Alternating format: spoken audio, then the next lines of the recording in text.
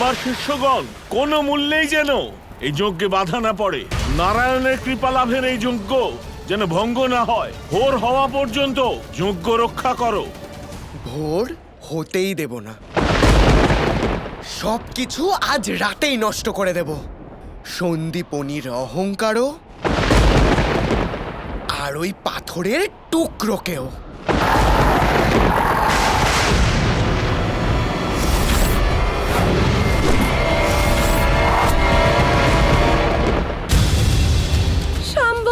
শাম্বু, কোথায় আছো তুমি?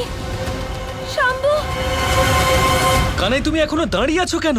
ওখানে রাধার প্রাণ সংকট হতে পারে আর তুমি যাবে না? যেতে পারবো না দাদা। এই যুদ্ধ গুরু সন্দীপনী আর ওনার শিষ্য শাম্বের মধ্যে হচ্ছে। আমি হস্তক্ষেপ করতে পারবো না। এক গুরু আর তার শিষ্যর মধ্যে আমি আসতে পারবো না। আমি শুধু তখনই হস্তক্ষেপ করতে পারি যখন গুরু সন্দীপনীর শক্তি শাম্বের সামনে ক্ষীণ হয়ে যাবে। শুধু এই আশাই করব যাতে এই পরিস্থিতি না আসে। এইসব নিয়মের পালন তুমি কবে থেকে করতে শুরু করলে কানাই? কানাই তুমি ভুলে গেছো তুমি নারায়ণ। ভেঙে দাও এসব নিয়ম আর গিয়ে রক্ষা করো রাধাকে। এই নিয়ম আমিই বানিয়েছি। গুরু সন্দীপনীকেও শক্তি আমিই দিয়েছি। এই নিয়ম পালন যদি আমি না করি তাহলে কে করবে দাদা? এই সংসারে রাধার থেকে প্রিয় আমার কাছে কেউ নেই, কিন্তু কর্তব্যের ঊর্ধ্বে নারায়ণও যেতে পারে না দাদা। এবার যা করার তা রাধাকেই করতে হবে।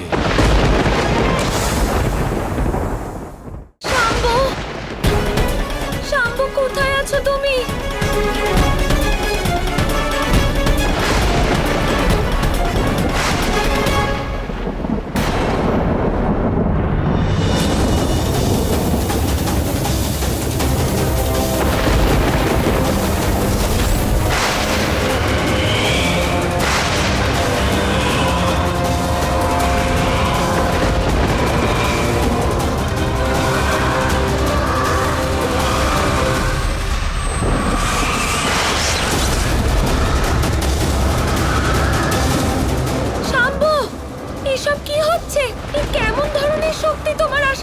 আপনার জন্য ফিরে যাওয়াটাই হবে শ্রেষ্ঠ। কখনোই না। এই মুহূর্তে এসো আমার কাছে। এই শক্তি থেকে বাইরে এসো। আমি আচার্যকে কথা দিয়েছি আমি তোমায় কিছু অনুচিত করতে দেব না। এটা শক্তি প্রদর্শন করার সময়, থামার নয়। সন্দীপনীকে উচিত শিক্ষা দিতে হবে। আচার্য সন্দীপনীর শক্তি হলো অনন্ত। ওনার সামনে এইসব অনিষ্ট করো না তুমি। এটাই তো দেখার আছে যে সন্দীপনীর শক্তি বেশি নাকি ওর শিষ্য শাম্বর।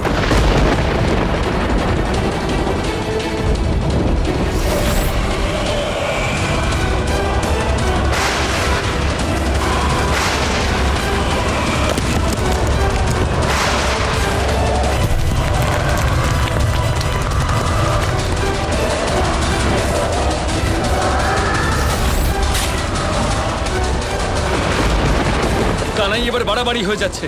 এবার তুমি যাবে নাকি আমি যাব? না দাদা, ওখানে আমাদের গুরু সন্দীপনী আছেন। এটা ওনার কর্তব্য যে উনি নিজের শিষ্য, নিজের আশ্রম এবং নিজের অতিথি রাধার সুরক্ষা করবেন। এই শক্তি শুধুমাত্র শাম্বেরই হতে পারে, কিন্তু আমি এই যজ্ঞ ভঙ্গ হতে দেব না। শাম্ব, তুমি আজ গুরু আর শিষ্যের দ্বন্দ্ব দেখবে, যুদ্ধ হবে। অনেক সহ্য করেছি আমি, কিন্তু এবার আর নয়। তুমি হলে কৃষ্ণের পুত্র, তাই আমি আজ পর্যন্ত শান্ত ছিলাম, কিন্তু আজ তুমি নিজের গুরুর ক্রোধ দেখতে পাবে। স্বাহা!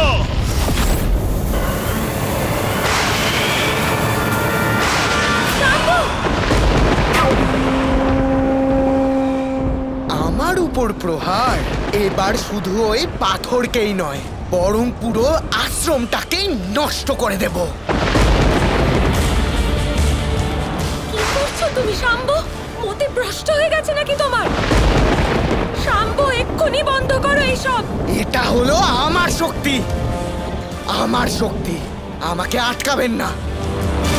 ফিরে যান আপনি এখান থেকে।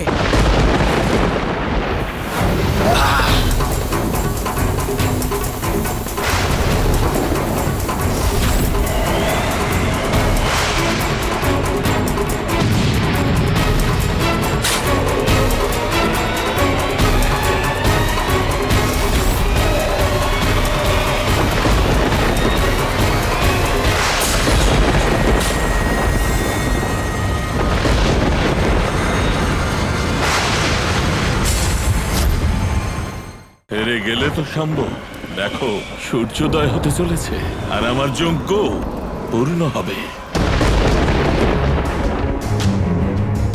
সত্যি বলেছিলে তুমি কানাই।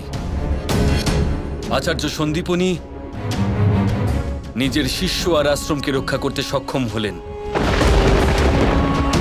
শেষ পর্যন্ত উনি শাম্বকে পরাজিত করলেন। যতক্ষণ না ব্যক্তি নিজেই নিজের হার মেনে নিচ্ছে ততক্ষণ তাকে পরাজিত ঘোষণা করে দেওয়া উচিত নয়। আপনার কোনো ধারণাই নেই যে শাম্ব কি কি করতে পারে।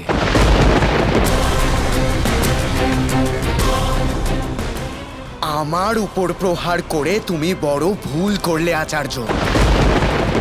এবার হয় আমি নিজের মায়ের কাছে ফিরে যাব, আর না হলে সব কিছু নষ্ট করে দেব।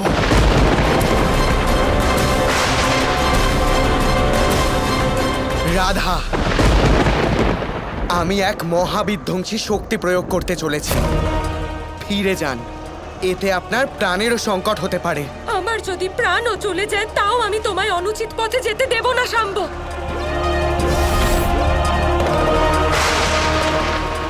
আপনাকে সতর্ক করা আমার কর্তব্য, কিন্তু সিদ্ধান্ত আপনার। এবার যা হবে সেটা ভোগ করুন।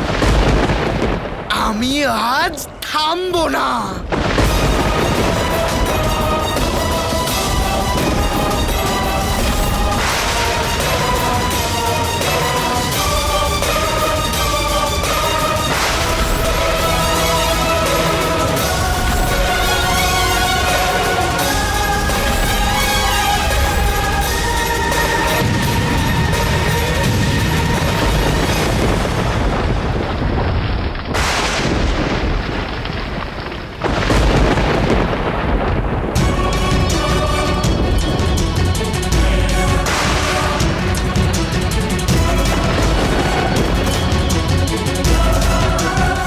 অসম্ভব, এটা অসম্ভব।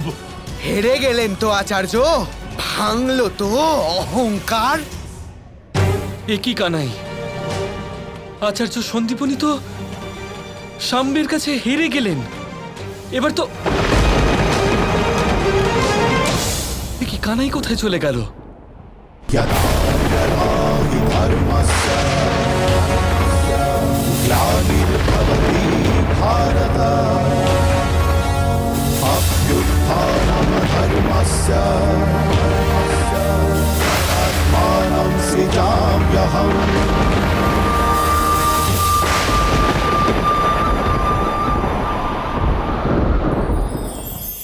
জীবনে কখনো কখনো আমরা সেই পরিস্থিতিতে ফেঁসে যাই যখন আমাদের মনে হয় যে আমাদের নতুন কিছু একটা করতে হবে, কিন্তু আমরা করতে পারি না। কারণ কোথাও না কোথাও আমরা রীতির দ্বারা আবদ্ধ, আর আমরা সেই রীতি ভাঙতে চাই না। কেবল একটাই প্রশ্ন আসে মনে, আশেপাশের মানুষ কি বলবে, আশেপাশের মানুষ কি ভাববে। আপনাকে একটা প্রশ্ন করি, কারা এই মানুষজন? আপনার জন্মের সময় এই মানুষজন কোথায় ছিলেন? যখন আপনি কোনো সমস্যায় পড়েন তখন এই মানুষজন কোথায় থাকেন? এগিয়ে এসে কি আপনাকে সাহায্য করেন, নাকি সেই সমস্যার সমাধান আপনি নিজেই করেন? এইসব মানুষজনের চিন্তা ত্যাগ করুন যদি আপনি জীবনে বাঁচতে চান। ভেবে দেখুন জীবনে কি কি শুভ আছে আর কি কি শুভ করতে পারেন। যদি তা স্রোতের বিপরীতে হয় তাহলে সংঘর্ষ করুন, কিন্তু এইসব মানুষজনের কথা ভাববেন না। ভেবে দেখুন জীবনে আপনি কি কি শুভ কাজ করতে পারেন। এটা ভাবুন যে আপনি কখনো এমন কোনো কাজ করে ফেলেননি তো যার জন্য কারো হৃদয় আহত হয়েছে। শুভর দিকে নিজের চিন্তা কেন্দ্রীভূত করুন, আপনার জীবনে সব কিছু শুভই হবে। তাহলে আসুন আমার সাথে ভালোবেসে বলুন, রাধা রাধা।